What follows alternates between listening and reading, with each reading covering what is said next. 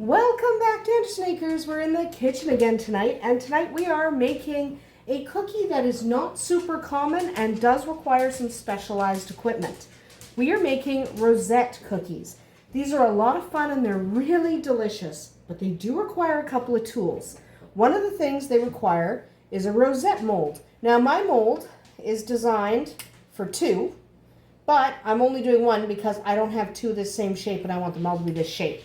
But essentially, you have these pieces and they screw right on to your rosette mold. This is what you need to make a rosette cookie, okay? And you're gonna need either a pot of oil on the stove or a deep fryer. I'm using my deep fryer. So let's get started making the actual batter. The first thing we want is 2 eggs, and then you just wanna lightly beat them. Just gently, because you're gonna be adding a bunch more ingredients anyway, it doesn't matter. Then 1 ingredient at a time, 1 tablespoon of sugar. It's a cookie, it does need to be sweet. So what we're going to do is mix each thing in as we go, okay? Now we're gonna do a 1/4 teaspoon of salt. There we go, mix that in so it starts to dissolve. Then we're gonna do 1 cup of milk.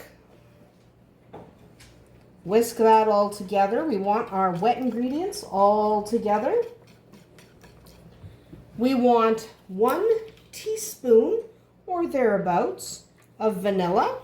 Give these a nice flavor. You could switch that up with a mint or a maple flavor if you'd rather, but I'm doing vanilla. Give that a mix. And our final ingredient is going to be 1 cup of flour. So give that a whisk until it is fairly smooth, but you do not want to overbeat it. So you don't want to like kill it. You just want everything to be incorporated and not to have a bunch of lumps. Okay, but you don't want to beat it incessantly. That's why I use a whisk with my hand instead of using a mixer, because you can overbeat this. So a few lumps will be okay, you just don't want a ton, because we have to put this in the fridge for approximately an hour. You can do it longer than that if you like. So you can actually let this batter sit overnight, no big deal. I'm only gonna let it sit about an hour. It doesn't need more than that, but it does need to set up in the fridge a little bit. So I'm gonna pop this in the fridge, let it sit for about an hour, then we'll come back and start our cookies. All right, our batter has been resting in the fridge for about an hour.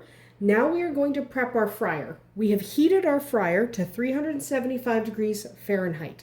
This is actually a really important temperature. If you don't have a deep fryer that you can set the temperature on and you're using a pot on the stove instead, you want to get yourself a thermometer so that you can actually monitor the temperature. That temperature is really important, 375 Fahrenheit. Now we're going to take our rosette mold, plunge it into the oil. It has to be hot. So we're going to leave it in the oil. Okay?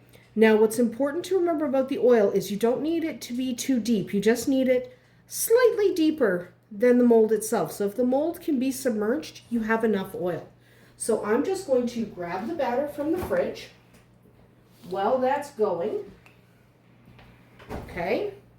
We're going to give it a quick stir with our whisk, okay, just to remove some of those air bubbles. See, it's really smoothed out because it's been sitting in the fridge.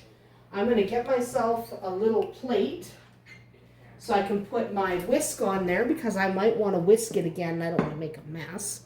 I also have a cloth down so I don't make too much of a mess. This is a messy business. Okay. Put the whisk aside. Now we need to dip our mold, our hot mold, that's why it's in the oil, into the batter. Now we don't want to come over the top of that mold. We basically want to submerge it right to the edge.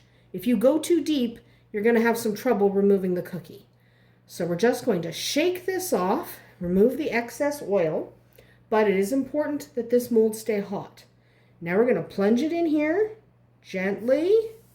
You'll hear it sizzle. And quickly lift and plunge. Okay, keep it off the bottom. And you want it to turn a pale brown.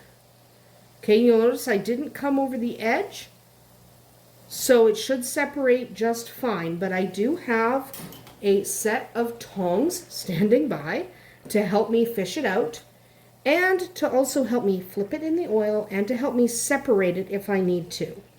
Okay, so we're just going to use our tongs to kind of push it off the mold a little bit.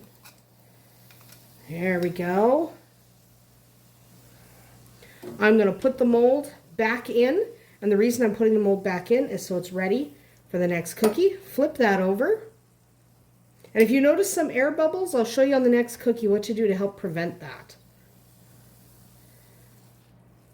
So that should be crispy enough. You want it however browned you want it, the browner the crispier.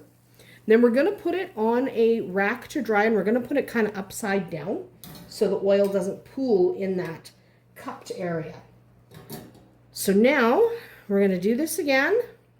If you notice you're having some air bubbles and you don't like the air bubbles, not everybody does, kind of put your mold at an angle, and that kind of helps the air bubbles kind of migrate.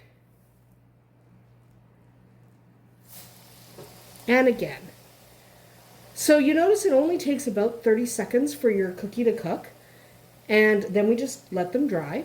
And what we're going to do, I'm going to finish the batch, then I'll come back and show you what to do next to make them especially delicious.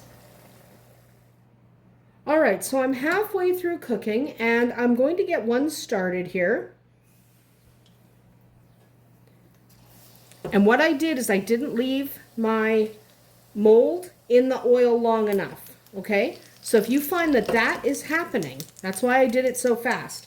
Either you need to mix your batter, okay? Either you need to mix your batter because remember the oil sometimes drips off into here, and so you end up with an oil film on top, so you need to mix that oil into your batter. Or you did what I did there on purpose, and you took your mold out of the oil too soon. You can't go from dropping one like that to immediately plunging it into your batter. It needs a chance to set in the oil so that it's hot enough. If your mold is not hot enough, you will not get a good cookie. So don't let this happen. Okay? Mix your batter. Mix your batter nicely. So take your whisk, that's why we kept our whisk. Mix that batter up. Make sure your mold is hot enough. If your mold doesn't sizzle, it's not hot enough. Let some of that oil drip off. Plunge. Go. Okay? Give that a shake, and it comes off nice and perfect. So I'm just going to grab this guy out of here. Get rid of him. But what you want to do is just make sure that batter is mixed. So again, we're going to mix our batter, and you want to make absolutely sure that your mold is hot enough. So while that cookie is off the mold finishing, getting dark enough, you want to have your mold in here. You can't start another cookie, the mold's not hot enough. It'll fall right off. So we will come back just as soon as they're all done. I promise that's actually the next step now. And there we go. Delicious rosette cookies. You can take some sugar, or in my case I'm using cinnamon sugar, and sprinkle that on there. And it's absolutely delicious. You can use a powdered sugar. You can really use anything you like. But that's what they end up looking like. Store them in an airtight container for up to 3 days, and you will have delicious, fun cookies. Remember, if your batter starts to kind of lose cohesion, put it back in the fridge. The cooler the batter and the hotter the iron, the better the cookies turn out. That's about it for us here tonight at Andersen Acres. We'll see you tomorrow.